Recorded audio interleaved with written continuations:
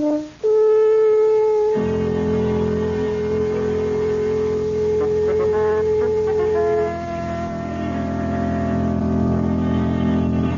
Adventures of Sherlock Holmes, starring Basil Rathbone and Nigel Bruce.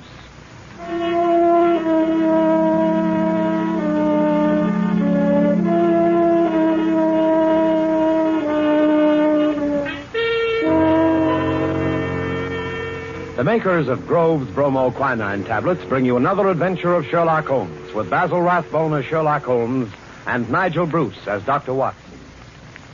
A cold is a miserable thing. A cold may become a dangerous thing. Even a so-called light cold can take a serious turn.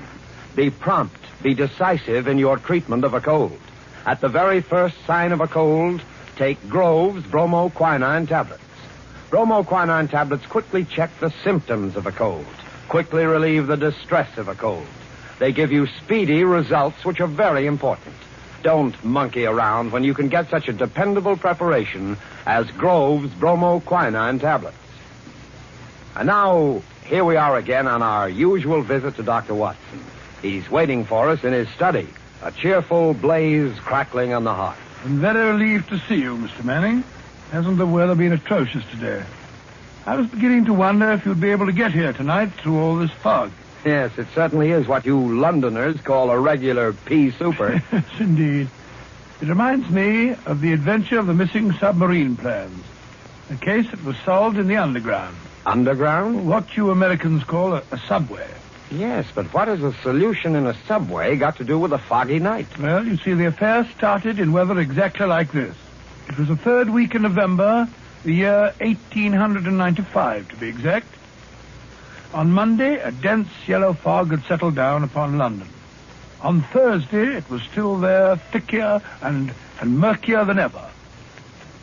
At first, Holmes had turned his nervous energy to cross-indexing his huge reference books. But when, after pushing our breakfast chairs back for the fourth morning, we saw the greasy brown swirl still drifting past the windows, Holmes's patience snapped.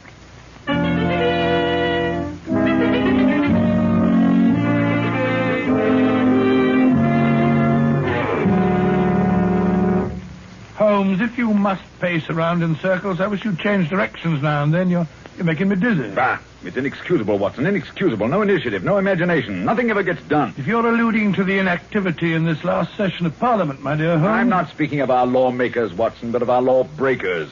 The London criminal is certainly a dull fellow. What makes you say that? Well, look out of the window. Ideal weather for committing a crime.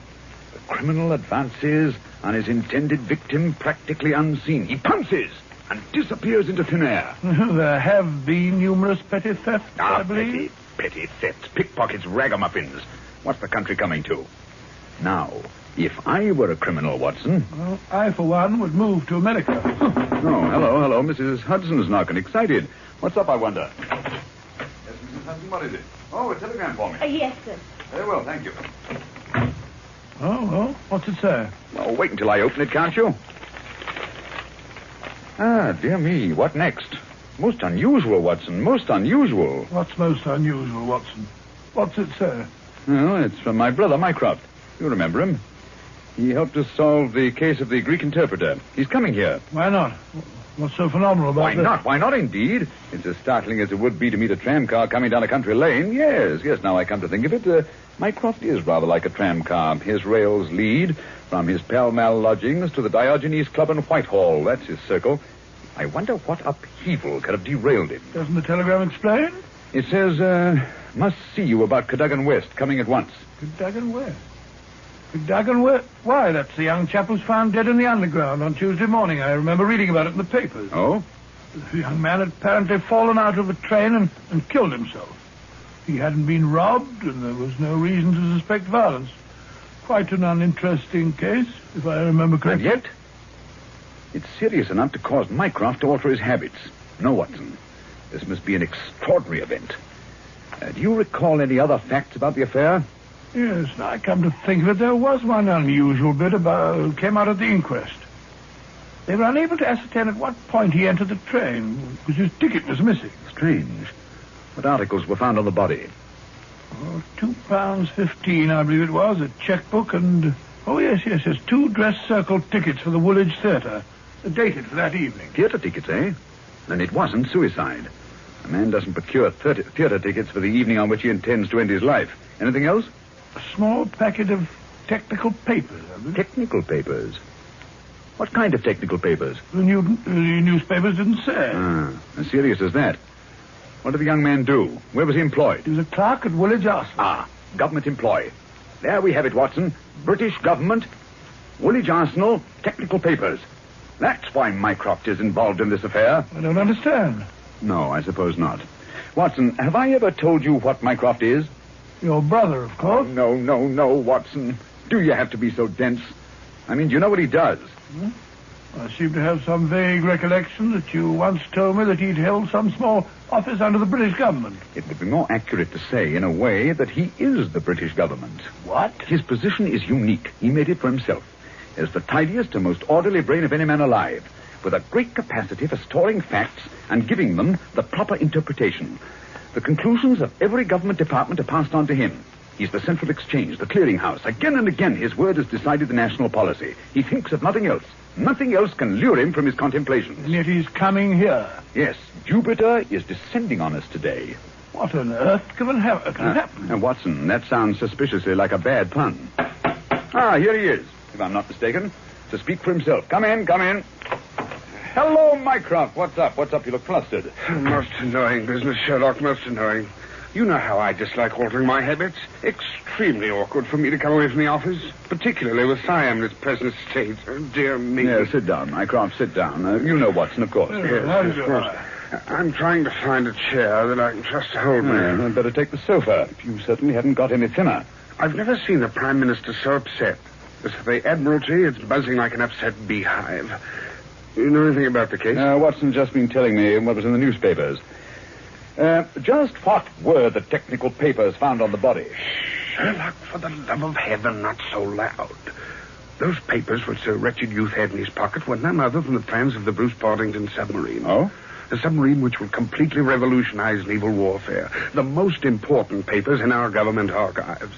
Under no circumstances could they be removed from the office. Even the chief constructor of the Navy was forced to go to Woolwich if he desired to consult them. And yet we find them in the pockets of a dead junior clerk in the heart of London. Yeah, from an official point of view, it's deplorable, my dear Mycroft. Simply deplorable. You may laugh, Sherlock, but this country won't be safe until they're recovered. But I thought you said that they were found in the pocket of this chap, Cadogan West. 10 papers taken from Woolwich. 7 were found in the pockets of Cadogan West. 3 are still missing, the 3 essential ones. To recover those 3 papers is imperative. The peace of Europe depends on them. Nice little problem, eh, Watson? Why did Cadogan West take the papers? How did he die?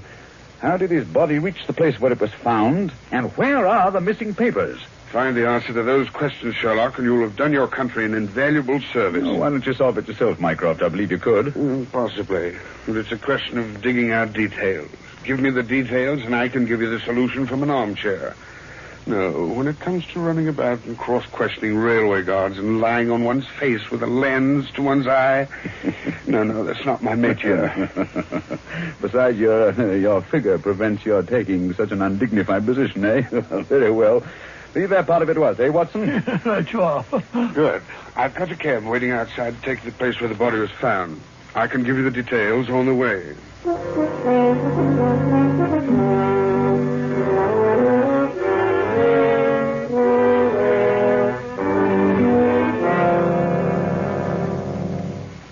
Now, Mycroft, who was the official guardian of these famous papers? No less a personage than Sir James Walter, a gentleman who's grown grey in the service. His patriotism is beyond suspicion. A bachelor, if I'm not mistaken. Lives with his brother. Yes. He was at the house of Admiral Sinclair at Berkeley Square during the whole of the evening when this accident occurred. The Admiral vouches for him. He's one of the 2 who have the only keys to the safe. And his key was with him all evening? Right. His key, the key to the building, and the key to the room. Who was the man with the other key? The senior clerk, Mr. Sidney Johnson. Man of 40, married, silent, morose, with an excellent service record. Any alibi? He, too, had his key with him and seems to have spent the evening playing a game of drafts with the green grocer around the corner from his lodgings. Of course, he has only the word of this greengrocer to back him up. Oh, come, my dear Mycroft. No class discriminations, please. The word of a greengrocer is often just as good as that of an admiral. What about Cadogan West? He had a good reputation. A bit hot-headed, but straight and honest. At least everyone thought so. He was next to Sidney Johnson at the office. His duties brought him into daily personal contact with the plans. No one else ever had the handling of them. Oh, it's perfectly clear. He must have taken... Ah, not so fast, Watson, not so fast. Who locked them up that night? Mr. Sidney Johnson. Ah, they were of value, commercially, I mean. Oh, yes. There's no doubt that West could have got several thousands for them very easily. And yet, only a small amount of money was found on the body. Perhaps the buyer took it back after he'd murdered West. What puzzles me is, how did West obtain possession of those papers? To do so, he must have had a false key. Several false keys, Sherlock. He had to open the building and the room as well. Oh, well. Several false keys, then. Let me see. Suppose West did take the papers and went into town. And on the way back to Woolwich, where he is hoping to replace the papers, he's killed and thrown from the train. But the spot where the body was found is considerably past the station for London Bridge, which is the route to Woolwich. That's interesting. Also, if young West did make an appointment with some foreign agent to sell the papers that night, why didn't he keep the evening clear? Why buy 2 theater tickets? Exactly. Furthermore, he actually escorted his fiancée halfway there before he disappeared. A blind. That's what it looks like to me. Why did he take the papers at all? Why not copy them out in the office and sell the copies? He certainly had plenty of opportunity to do so. And why the absence of his underground ticket? Perhaps the ticket would have shown us which station was near the agent's house. So the murderer destroyed it. Good, Watson. Very good. And yet, I wonder. Well, here's the underground station. The railway authorities have sent a man round to show the exact place where the body was found. You won't change your mind and come with us? Go crawling round that black hole on my hands and knees. Not very likely. Well, I shall expect a report on your efforts this evening. Never expect too much, Mycroft. Never expect too much.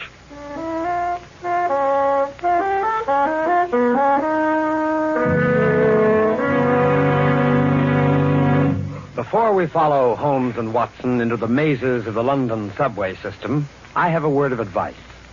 Every year, colds cause a lot of sickness. Every year, they cause a lot of expense and time lost from work. Always regard a cold seriously. Always treat it earnestly.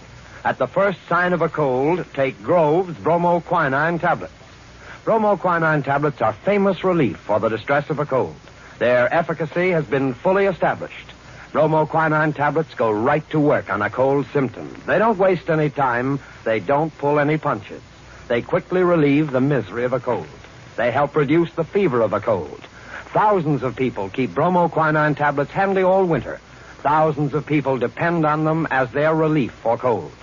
No other preparation enjoys greater confidence than bromoquinine tablets. Follow the example of millions, and at the first sign of a cold, take Grove's bromoquinine tablets. Get them at any drugstore, a few cents a box. Ask specifically for Grove's, Groves. Bromo, Bromo. Quinine, Quinine. Grove's bromoquinine tablets.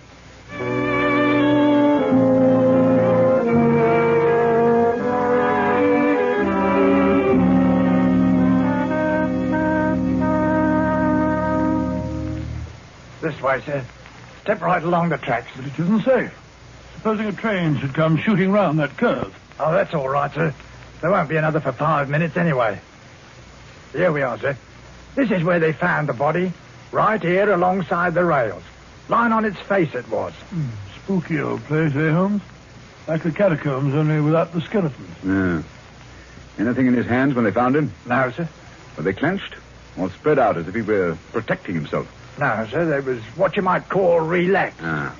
What time did all this happen? Well, sir, the train he was hoisted out of, as near as we can figure, passed along here about midnight on Monday. All the carriages have been examined for signs of violence, I suppose. They didn't find nothing, not even the missing ticket. There was a passenger to Aldgate on the ordinary train. About 11:40 it was. He said he'd heard a heavy thud, like something striking the line, just before the train reached this station.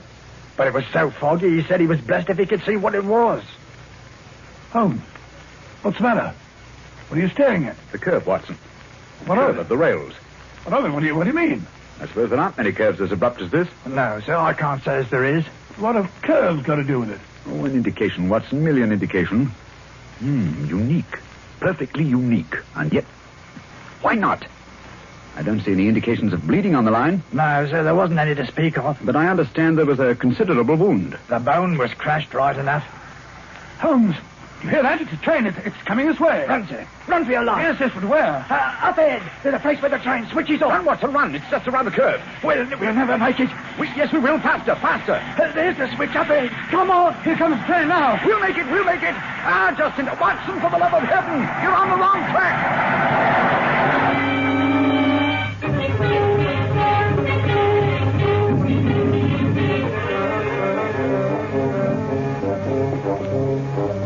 Well, that was a narrow escape, Holmes. I must say my knees are still shaking. Look at the shoulder of my coat where you pulled it there. Lucky thing for you that I did. Where are we off to now in this fog? Yes, it's a nice afternoon. Suppose we pay a few calls. I think Sir James Walter claims our first attention. After that, we might drop in on Miss Westbury. Miss Westbury? Who's she? She is Cadogan West's fiancée and the last person to see him alive. Holmes, we seem to be going around in circles. We've accomplished absolutely nothing so far except to get ourselves nearly annihilated in the underground. After all, it's perfectly obvious that the young man had a quarrel with someone, in all probability the agent, to whom he sold the papers, and got himself thrown out of the railway carriage for his pay. I disagree with you, my dear Watson. His body fell from the roof of the carriage where it had been placed. Cadogan West met his death elsewhere. The roof of the train? Consider the facts, Watson. A, the curve in the tracks. The body is found at a spot where the train pitches and sways as it comes around the points. B, there was no ticket. C, there were no signs of bleeding on the line because the body had bled elsewhere. Of course. Everything fits together, but where was the body placed on the train? I think I can make a fair guess of that, my dear Watson. Here we are. This is the famous official villa of Sir James Walter. And that, if I'm not mistaken, is his brother, Colonel Valentine, just coming out of the house. What's the matter with the man? He looks positively haunted. Oh, pardon me, Colonel Valentine, but can you tell me if Sir James is at home? Sir James, sir? Sir James is dead. Good heavens, dead? He died this morning. It's terrible. Terrible. How did he die? Oh, it's this horrible scandal. My brother, sir, was very sensitive of his honor. He couldn't survive the disgrace to his department. It broke his heart. Pardon me, gentlemen, I must go. It broke his heart. Most appalling development. Eh, Holmes? I wonder if his death was natural, or if the poor fellow killed himself.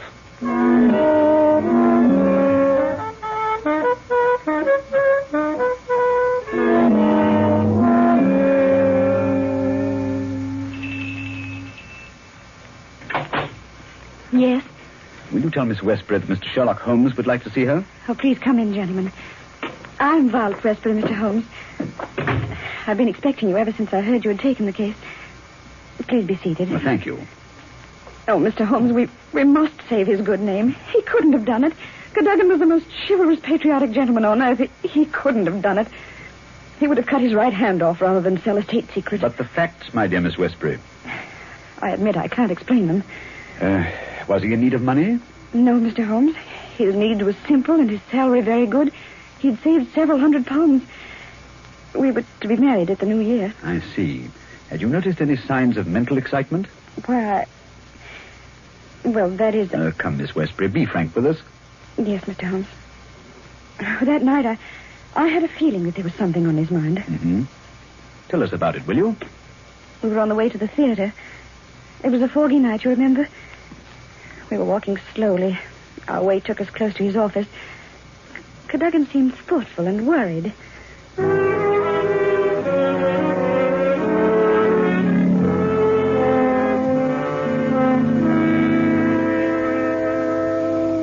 What's the matter? You haven't said a word for the last 5 minutes. Have I said or done something? Of course not, silly. It's just that I've got something on my mind. Well, why not tell me about it? Perhaps I can help. It's no use, Vi. It's too serious for me to talk about, even to you. You know, sometimes, Caddy, I feel just the least little bit jealous of that old job of yours when you're cooped up in that building all day. Oh, now you're not going to be jealous of a building. Well, not really. But it is funny to think of a husband having secrets he can't tell his wife. Mighty important secrets, I can promise you. There's one in particular that any foreign spy would pay good money to get hold of. How thrilling. Well, I don't know. They're awfully slack about some things over there in that building, Violet. What's too slack? It would be too confounded easy for a traitor to get his hands on those plans. What plans? Never mind, darling. I guess I'm getting a bit melodramatic. But there's something been worrying me. Hello, what's that? What's what? Over there, that shadow moving along the side of the building. It's a man. So that's it. I always suspected. Oh, what's the matter? You're so excited. What's wrong? Stay here, Violet. There's something I have to find out. Stay here.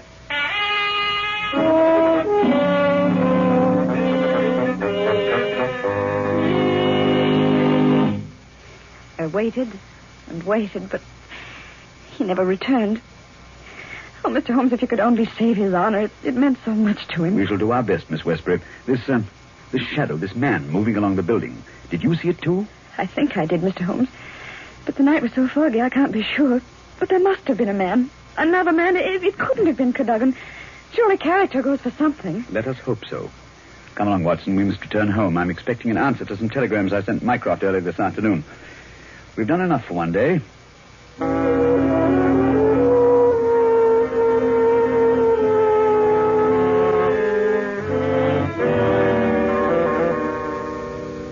Holmes, where have you been all day? You left this morning before I was up.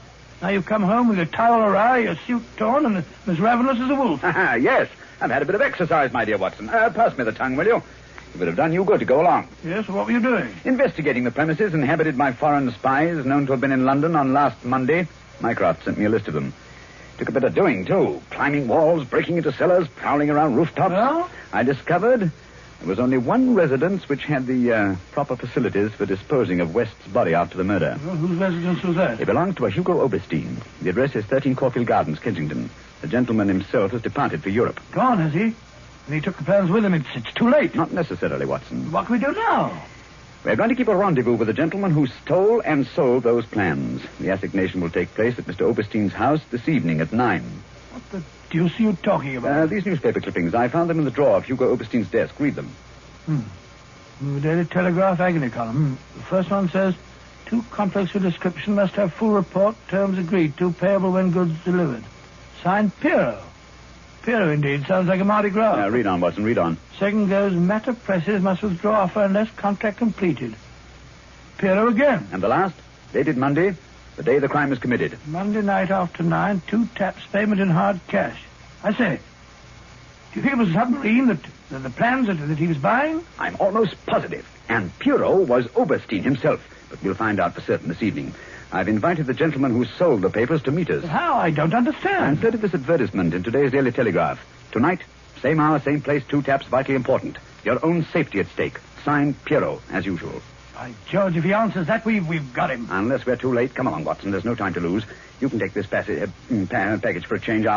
I've been carrying it around all day. What's in it? Oh, just a jemmy, a dark lantern, a chisel, and a revolver. Nice equipment for a respectable citizen to be carrying about the streets of London, I must say. Yeah, you know, Watson, there are times when I suspect we aren't quite respectable.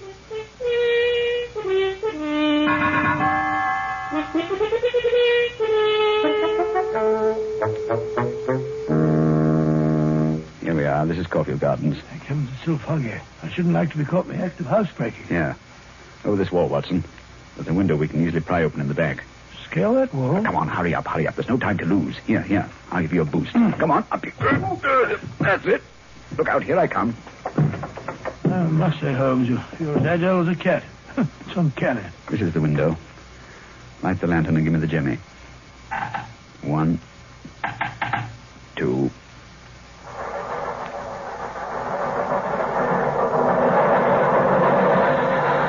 Holmes, the underground runs right past here, almost on the level of these windows. I could have reached out and touched it. Yes, quite convenient, wasn't it? It was here the body was placed on the roof of the train. Look on this windowsill. You can see the soot is blurred where they rested the body. And here, look. This brown stain is blood. Nasty, eh, Holmes? Let's get on with the house. Very well, then. Come along. The window's open. Easy, don't break the glass. Supposing Oberstein should happen to return home. Well, we must take our chances in this business. Come along, Watson, come along. Our visitor will expect to be let in by the front door. I wish these stairs didn't squeak so. 9 o'clock. We can expect him at any moment now. You take your position on one side of the door. I'll be on the other. So we can pounce on him when he enters. I'll throw my greatcoat over his head. I wish he'd hurry. Shh, Watson. Oh, what if he doesn't come? There he is.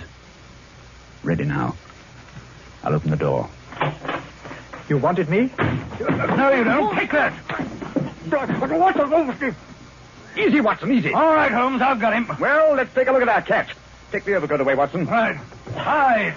It's Colonel Valentine Walter, Sir James's brother. Quite. Well, sir, what have you to say for yourself? Why did you steal the Bruce-Partington plans? Who are you?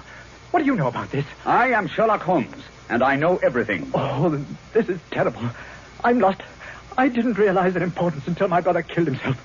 But I needed the money. I had to have it. Oberstein offered to give it to me if I'd let him see the plans. So you took an impression of your brother's key, opened the safe, and procured the papers. Cadogan West saw you leaving the building, followed you here, and you killed him. No, I didn't do that. I swear I didn't do it. No?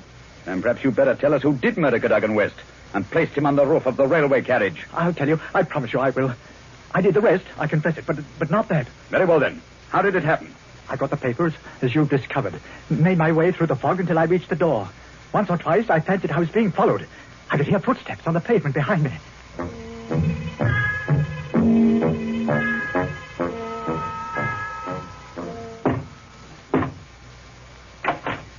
Colonel Walter? Yes? You have the papers? Yes. Let me in, quick. I think someone's been following me. Yes, it's me. You can't do this, Valentine. It's treason. Corey, do you hear? No, you can't sell the papers, Valentine. I won't let you. They should see. Look out, West. Take that. Oh. How do you like that, my impetuous young friend? Papa Oberstein, he knows how to use a blackjack, eh? You've killed him. So? It's murder. I'm going to get out of this. Oh, no. I think different. You will come in here if you do not wish to taste the blackjack, too. But I... That is better. Oh, what can we do? They'll find the body. I have an idea. First, I look at those papers. I take the ones I want under arrest. We put in the pocket of this foolish young man.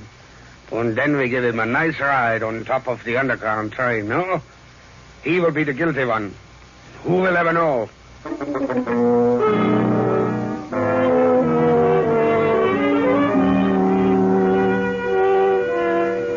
What a thoroughly unpleasant gentleman. What a pity that he got away with the papers, Dr. Watson. Oh, but he didn't. Oberstein had left a Paris forwarding address with Colonel Walters. That gentleman sent him a letter dictated by Holmes, saying that he had discovered that one essential detail in the plans was missing, and that he had procured a tracing which would make it complete for a price. And did Oberstein swallow the bait? Did he swallow it? He was arrested as he got off the boat at Folkestone. Some weeks later, I learned incidentally that Holmes had spent a day at Windsor Castle and returned with a remarkably fine emerald tie-pin. When I asked him where he got it, he answered it was just a small present from a certain gracious little old lady for whom he'd been... Story. In the meantime, let us repeat. Watch out for colds. At the first sign of a cold, take Grove's bromoquinine tablets. Bromoquinine tablets are made especially for the relief of colds. In other words, they're specialized medication, and that's what you want. Yes, at the very first sneeze or sniffle, go right to your druggist and get a package of Grove's bromoquinine tablets. Now, Dr. Watson, next week? Next week, I think I'll tell you the story of the lion's mane. The lion's mane. What was that, Dr. Watson? Well, the answer to that question, Mr. Manning, almost stumped Sherlock Holmes himself. Suffice it to say that they were the last words gasped out by a dying man as he lay writhing in agony on the sands of the Sussex coast.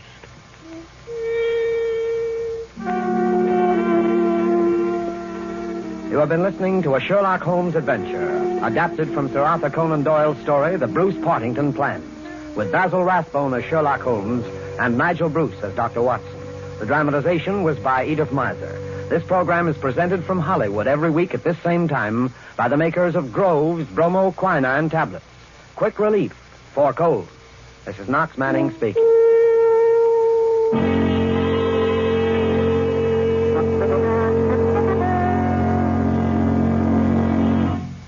This is the National Broadcasting Company.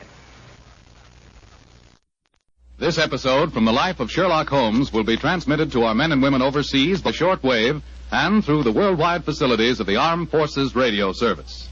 Petri Wine brings you Basil Rathbone and Nigel Bruce in the new adventures of Sherlock Holmes.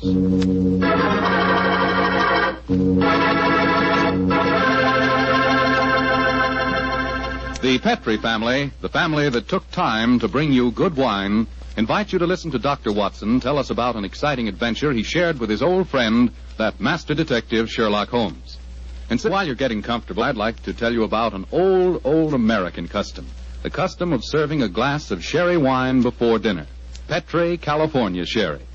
You know, Petri Sherry is to a good meal what the overture is to a good musical comedy or an opera. Before you sit down at the dinner table, just pour yourself a little glass of Petri Sherry and sip it slowly. Look at that beautiful amber color. Smell the fragrance of those sun-ripened grapes. And taste that fine sherry flavor. You'll agree with me, I'm sure, that Petri Sherry is the best beginning a good meal ever had. And say, if you happen to like your sherry dry, as I do, you'll really like Petri Pale Dry Sherry. Believe me, you can't go wrong with any wine that bears the name Petri, the proudest name in the history of American wines.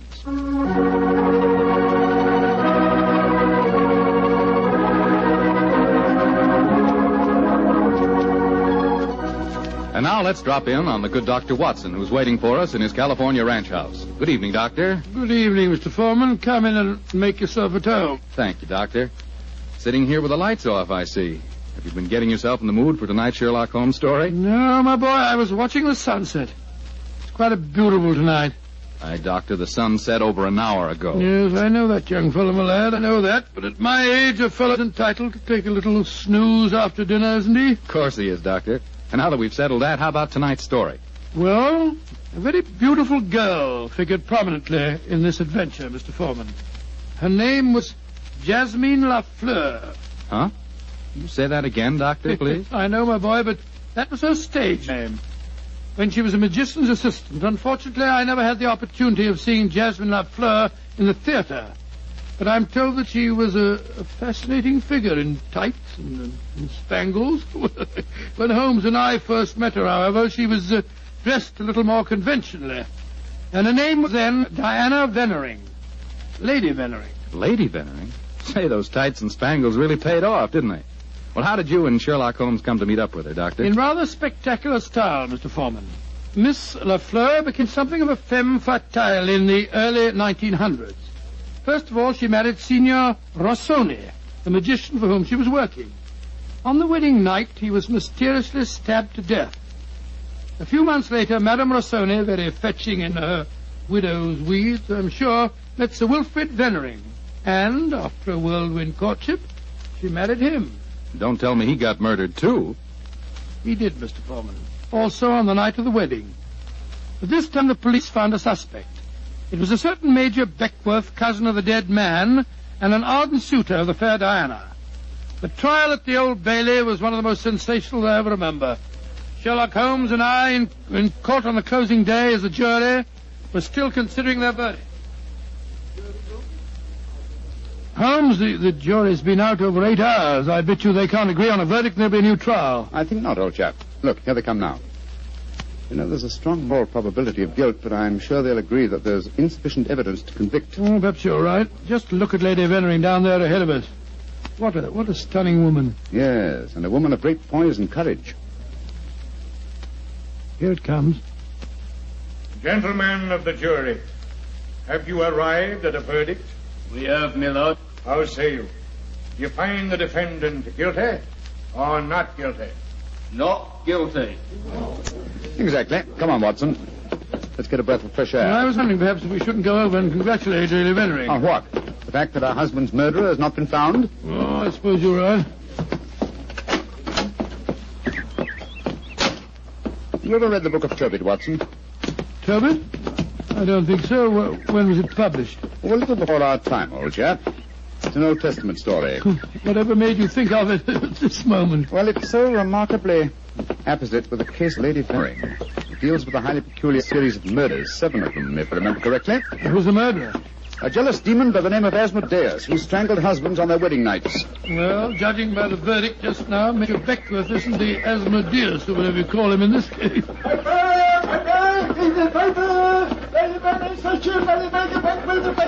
Here you are, boy. Here, give me a paper. Thank you, Governor. Thank you. Well, Holmes, what does it say? Oh. Wait a minute.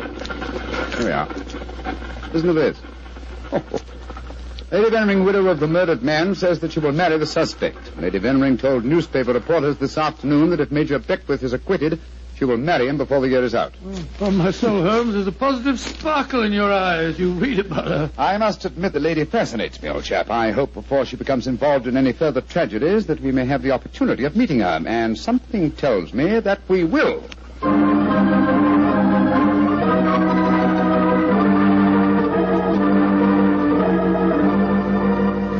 The Sunday papers are certainly having a field day over the Veneering case, Holmes. Did you read them? No, I didn't, Watson. There's a complete life history of Lady Veneering, and one of them with photographs. It's rather interesting. Really? What are you doing over there, Holmes? Looking out of the window. Ah, yes. You expecting anybody home? No, come over here, old fellow. Oh, it's a clergyman. Yes, a very agitated one. Look at the way he's pacing up and down, and looking up at our window, too. By Jove. What eyes? Yes, there's a fanatical look about him, which suggests either the martyr at the stake or the inquisitor lighting the faggots. Mrs. Hudson's letting him in now. Well, I'll be interested to know what he's come to us about. I can hear footsteps on the stairs here. I'll go and have a look. How do you do, sir? Come along in, won't you? It's all right, thank you, Mrs. Hudson. You're Mr. Sherlock Holmes? I am, sir, and this is my colleague, Dr. Watson. My name is Whalen, the Reverend Arthur Whalen. How do you do, How sir? do you do, sir? Sit down, would you, and tell me what I can do for you. Thank you. Mr. Holmes, this is a very difficult subject to broach. In fact, it's only after intense personal conflict that I've been able to force myself to come to you. May I ask you, are you familiar with the Book of Tobit? Book of Tobit? Gracious me. You were talking about that yesterday, Holmes. I see that you've come to consult me about the Veneering case. But that's amazing. How did you know? Has Lady Veneering been in touch with you? No, sir, but I'm familiar with the Book of Tobit. And Lady Venering's case closely resembles that of the woman Sarah in the Old Testament story. More closely than you realize, Mr. Holmes. Did you know that before each one of Lady Venering's husbands was killed, they received a threatening note? Yes, I recall that from the trial. Signed in some sort of gibberish, weren't they? No, Doctor. Yesterday I was permitted for the first time to examine one of these notes. The apparent gibberish was in reality ancient Hebrew writing. Indeed. Were you able to translate it? Yes, Mr. Holmes. In effect, it said, if you go through with this marriage, your hours are numbered. And it was signed Asmodeus. Oh. The name of the jealous demon who strangled husbands in the Book of Tobit. Exactly. Just why have you come to me, sir? I want you to talk to Diana, to Lady Veneering, to tell her she must not go through with this new marriage. Murder is stalking her, Mr. Holmes. I have argued with her, prayed with her, implored her to realize her danger. But she is adamant. I'm afraid I should feel extremely presumptuous in giving her my advice. No, Mr. Holmes. I have prepared the way for you. You could, I'm sure, make her realize her danger. And she's willing to see me, you say? Willing and anxious. Oh, very well. But I'd like to ask you a few questions first. Anything, Mr. Holmes. What is your interest in her? She's a member of my flock. She needs my guidance. Nothing further? No, Mr. Holmes. Well, I believe that you performed the marriage ceremony at both of her previous weddings. Yes. Are you proposing to officiate the ceremony if she marries Major Beckwith? Well, I don't know. I'm hoping that marriage will never take place. And so I want you to help me, Mr. Holmes. Where does the lady live? 47, Berkeley Square. Very well. Dr. Watson and I will call on her this afternoon. Delighted to. I doubt if I can be there myself. In fact, Diana might speak more freely if I'm not. But here's my card. Oh, thank you. You'll know where to get in touch with me if you want to. Very well, sir. Good day to you, gentlemen. And I'm greatly in your debt. Well, good day. Strange business, Holmes. I can't believe that Mr. Whalen's motives are entirely impersonal. Nor can I, old chap. What are you laughing about? I was thinking of the Book of Tobit, Watson. In that the role of protector, the role I have just been asked to take, was played by the Archangel Raphael. I can't help feeling, Watson, that I'm making distinct strides in my profession.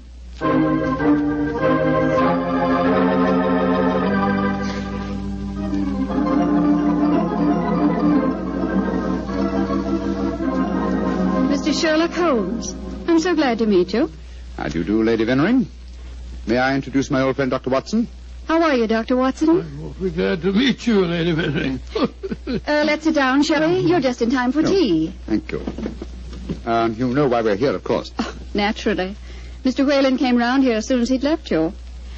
You're to persuade me to look after my mortal affairs, while he takes care of my immortal ones. Isn't that it? He takes care of well, that's charmingly put, Lady Benning. Charming. He takes care of... May I say, Mr. Holmes, that I'm flattered that a man of your eminence should be sufficiently interested to bother about me. You underestimate your own importance, Lady Benring. Though I may mention that if your problem had been as simple as Mr. Whalen made it out to be, I might have been otherwise engaged. For being very frank and a little mysterious. Are you suggesting that Mr. Whalen didn't tell you everything? I am. And I hope you will be more candid with me. Sherlock Holmes, I like you. You're most refreshing. Milk and sugar in your tea? Just milk, thank you. Here you are. How about you, Dr. Watson? Oh, just the same way, please. Hey, thank you, my dear. And now, Mr. Holmes, perhaps you'll tell me why you think that you haven't been told everything. Before I answer that, Lady Benring, I wonder if I might ask you some questions. But of course. Anything. When your first husband, Signor Rossoni, was killed, did the police find any suspects? Yes, one. Ferdinand Gautier, a young man who had been an assistant in our Magician's Act. A stupid, good-looking boy who thought he was in love with me. But of course Inspector Lestrade had to release him. There was no evidence. Inspector Lestrade? Well, you can bet that if he arrested him, the boy was innocent. A warning note was found among your husband's effects, wasn't it? Yes, and it was signed in Hebrew with the name Asmodeus. But perhaps you're not familiar with the Book of Tobit. Oh, yes, I am. I'm familiar with it, Lady Benring. How did you know then that the Hebrew letters signified that name? Mr. Whalen translated them for me. Oh, I see. And also read me the Book of Tobit. He's always been particularly fond of that book.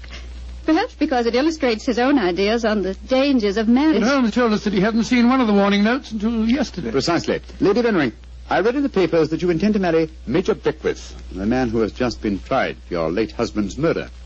Yes, Mr. Holmes. When are you going to marry him, may I ask? When it pleases me. Doesn't it occur to you that a great deal of comment will be caused? Also that Major Beckwith's life is in obvious danger? Of course it occurs to me, my dear man. But because of two tragic marriages, am I to spend the rest of my life alone? As Mr. Whalen would have me do? I'm young, alive.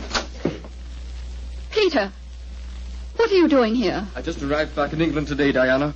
What's this I read about you marrying Beckwith? Peter, I have guests. Mr. Sherlock Holmes and Dr. Watson.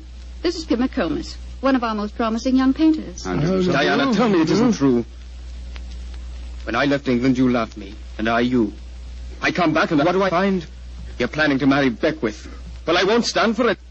If you think you can throw me over like some silly boy, you're very much mistaken. I can tell things, you know. I can tell lots of things. Get out of here, Peter. Get out. Diana. And don't come back until you've learned manners and discretion. But Diana. Get out.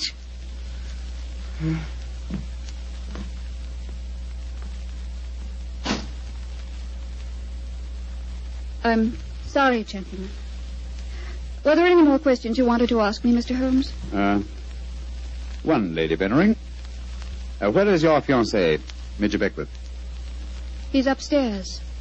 I'm letting him stay here until the scandal of the trial has died down. I must see him at once. At once? Why, Holmes? He's in no danger until the marriage takes place? The marriage has taken place, Watson, unless What? I'm very much mistaken. What makes you think so, Mr. Holmes? You're much too discreet and intelligent, Lady Benring, to let him stay here in your house unless you were already married.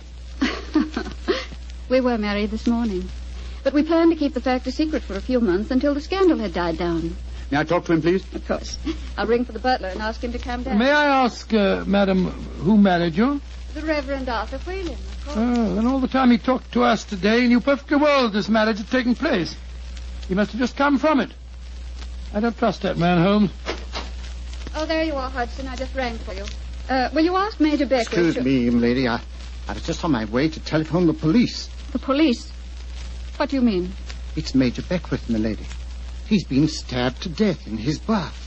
Mr. Beckwith murdered, too. Hudson, I'll telephone the police. By now, I'm rather well acquainted with Inspector Lestrade. Excuse me, gentlemen.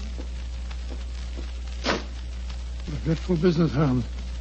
The third husband murdered on his wedding day. But what a woman, Watson. She's superb, magnificent. What on earth do you mean, Holmes? What courage. What unconquerable spirit in the face of a fresh tragedy. Watson, she fascinates me. I haven't seen such a splendid female since we solved that case for the Bohemia.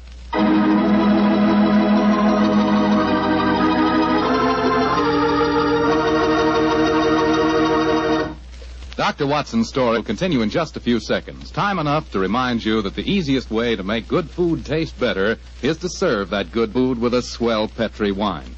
And there are 2 Petri wines in particular just made to go with food.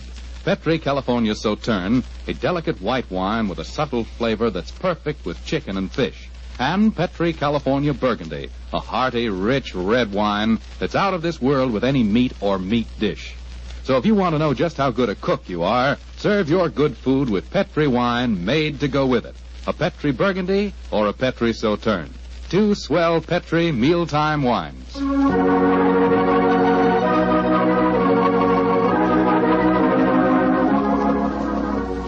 And now back to tonight's new Sherlock Holmes adventure. The famous detective and his old friend Dr. Watson have become involved in the affairs of thrice-married Diana, one-time magician's assistant. Each of her husbands has been mysteriously murdered on his wedding day, the latest murder occurring the same day that Sherlock Holmes and Dr. Watson are brought into the case. As we rejoin our story, it's a month later, and for some obscure reason, Sherlock Holmes seems to have lost interest in the case, though not in the beautiful Diana. Mr. Holmes. Yes, Lestrade? It's over a month now since Major Beckwith was murdered, and we haven't found a single clue to it. You expect me to supply the deficiencies of Scotland Yard? Well, it's unlike you not to help us, Mr. Holmes. And after all, you and Dr. Watson were in the house when it happened. If you ask me, the murderer's either McComas, that Irish painter, or the clergyman Whalen. Now, what do you think, sir? As far as I'm concerned, the case is closed, Lestrade, and I wish you'd stop bothering me. What do you think I am? Nothing but a detecting machine? Mr. Holmes, whatever's come over you? Holmes, you're not going out again this evening, are you? I'm afraid so, old chap. Well, this will be the 4th night in a row. I was hoping that we might have a nice, quiet evening in front of the fire. Oh, I'm sorry, Watson, but I promised to take Diana to the horse show at Olympia. I should be home by midnight.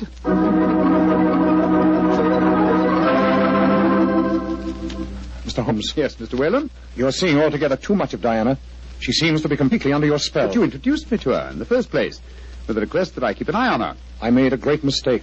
As her spiritual protector, I'm afraid I must ask you to stop seeing her. I'm afraid I must ask you, sir, to mind your own business.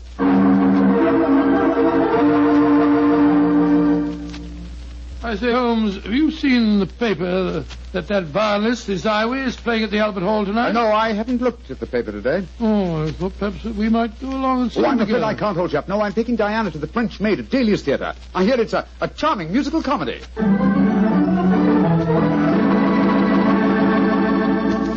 Look here, Holmes. We've been friends for a good many years now. Very true, old fellow. And I think I'm entitled to speak to you straight from the shoulder. Of course you are, Watson. Very well, then. This Diana Beckwith. Oh. Yes, well, it's your own business, I suppose, but I can't bear to see her making such a fool of you. You've neglected your work entirely since you met her. You get about as though you're a young fellow 20. What's come over you, Holmes? Stop pacing about, old chap, will you, and sit down. In fact, it might be a good idea if you fortified yourself with a nip of brandy from the Tantalus there. What I'm about to tell you may be something of a shock. Watson, Diana and I are getting married tomorrow. What did you say, Holmes? I'm getting married tomorrow. But, you're insane. Oh, that's not very flattering, Watson. Anyway, I don't see why you should be so surprised. You yourself married and left Baker Street once, didn't you? But for you, Holmes, a confirmed woman hater. No, my dear Watson. No, indeed, no. You will remember in our adventure that you titled A Scandal in Bohemia, I met a lady that I have often referred to as the woman. You mean Irene Adler, but she was a criminal. Exactly, and yet Diana has the same magnificent characteristics. Keen intelligence, courage, and unconquerable spirit. But Holmes, 3 of her husbands murdered on their wedding nights. You're proposing to be the 4th. Oh, rubbish, my dear fellow, because tragedy has attended her previous marriages. Is she to go through life alone? Holmes, you really mean it, don't you? Of course I do. I think I will have a nip of brandy. Oh, don't take it so badly, old fellow. We'll continue to see a lot of each other. Diana's very fond of you, you know. Oh, well, I'm glad. Who's going to perform the ceremony? Not the Reverend Mr. Whalen? Oh, no. We decided, in view of Diana's previous marriages, that he might prove to be a trifle, unlucky. A clergyman named Vernet will officiate. Whalen, of course... insists on being present just the same. What time is the wedding tomorrow? 2 o'clock, old fellow. Oh, I should have mentioned this before. I hope your cutaway coat and top hat are in a good state preservation. You'll be a pretty prominent figure at the ceremony, you know. You mean that... Well, I mean that if Sherlock Holmes gets married, who else can be his best man but his old friend, Dr. Watson? It's elementary, my dear fellow, elementary.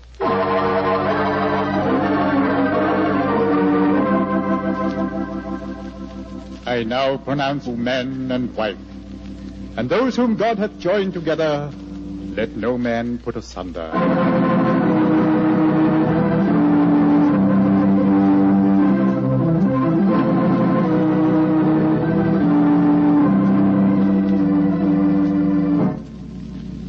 Diana, I'm going to claim the privilege of the best man and give you a kiss. Of course you shall, Doctor.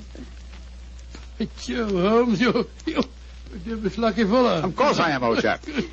Sherlock, I'm going upstairs to change my dress now. Very well, Diana. I'll be up shortly. I'll see you later, Dr. Watson. Very well, Mrs. Holmes. Holmes, I never thought I'd live to say that. Watson, old fellow, I'm worried. Worried today? Oh, my dear fellow, what's the matter? Well, just before the ceremony, I received one of those warning notes signed by Asmodeus. Oh, you better be careful, Holmes. I think I'll slip out and have a pipe or two on the matter. Yes. Look after my guests for me, will you? And keep your eyes open. And your ears. Yes, I will indeed. There you are, Mr. Whalen. Would you care for a glass of champagne or a punch or something or other? Thank you, no, Doctor. I'm in no mood for celebration. I'm certain that Diana has made a shocking mistake. Well, really, sir, I don't think... I only came here in a last-minute attempt to dissuade her. Now that I've failed, I shall leave. Good day, sir. Yes, sir. Oh. Dr. Watson? Oh, hello, McComas. Where's Mr. Holmes? We'll be back in a few minutes. Would you care for a glass of champagne, sir? Well, thank you. I should like to drink a toast to the pair.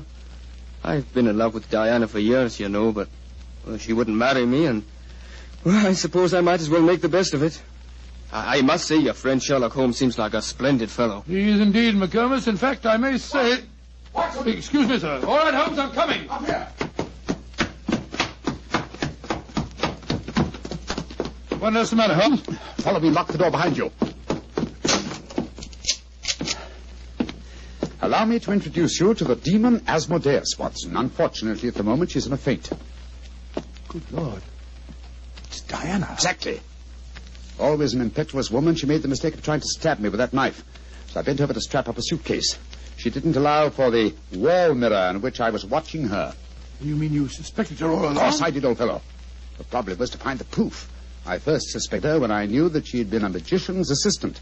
The key to the profession of magic is misdirection, and these murders have been a perfect example of misdirection motive. How do you mean, Holmes? Well, by creating Asmodeus, thanks to the well-meaning stories of the Reverend Mr. Whalen, whose theological libraries she must have copied the Hebrew signature, she focused the murders on jealousy, concealing the fact that the one person with a perfect motive was herself, the widow who was to inherit. Oh, why hasn't she been caught before? Because she was devilishly clever. She left no clues except an indirect one that I had once spotted, that the likeliest person to be able to approach a bridegroom unsuspected and stab him is his bride. And now I wish you'd see if you can revive her, old fellow. When the police get here, I should like Mrs. Holmes to be in full possession of all her faculties.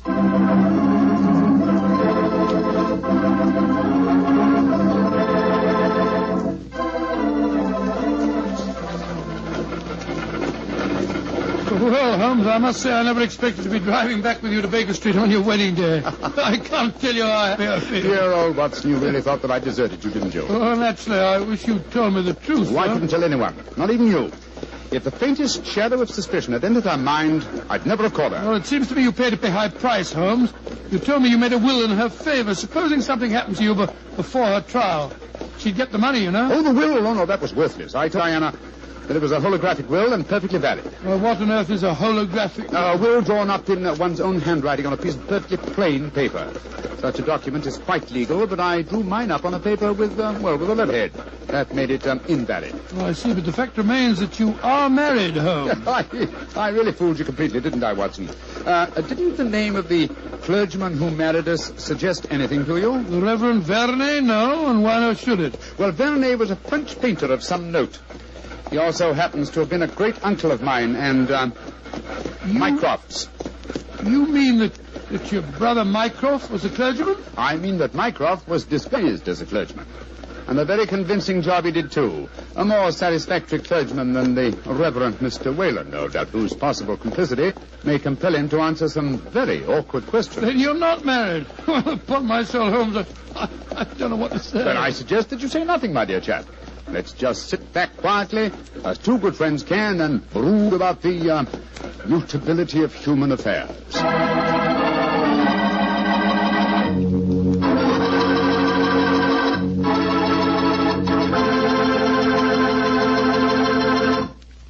Well, Doctor, tonight's adventure was really a little extraordinary, to say the least. Holmes sure had a narrow escape. Doubly narrow, Mr. Foreman, doubly narrow. He not only escaped the jaws of death, but he also escaped the clutches of matrimony.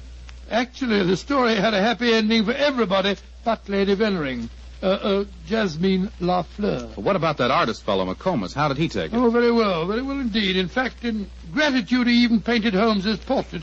Not exactly a good likeness, though. One of those modern artists who paints his impressions of a person rather than a portrait. What do you mean? Well, now, let me see. If he were to paint his impression of you, you'd probably end up by looking like a bottle of Petri wine in a sports jacket. Go ahead, Doctor. You can tease me all you want, but I'll still rave about Petri wine. And why not? The facts bear me out that Petri wine most certainly is good wine. After all, the Petri family knows all there is to know about the art of turning plump, sun-ripened grapes into fragrant, delicious wine. That's because they've been making wine for generations, ever since they started the Petri business way back in the 1800s.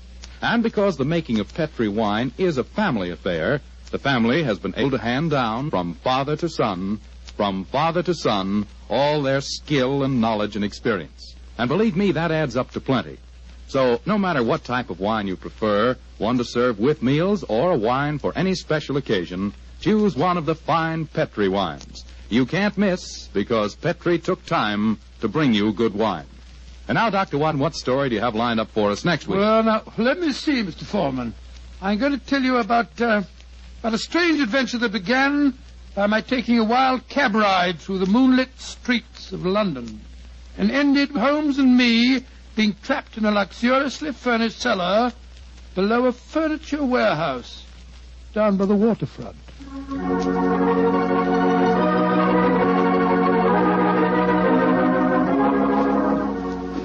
Tonight's Sherlock Holmes adventure is written by Dennis Green and Anthony Boucher and is based on an incident in the Sir Arthur Conan Doyle story, The Adventure of Shoscombe Old Place. Mr. Rathbone appears through the courtesy of Metro-Goldwyn-Mayer and Mr. Bruce through the courtesy of Universal Pictures, where they are now starring in the Sherlock Holmes series. The Petri Wine Company of San Francisco, California, invites you to tune in again next week, same time, same station. Oh, the Petri family took the time to bring you such good wine. So when you eat and when you cook, remember Petri wine. To make good food taste better, remember... Petri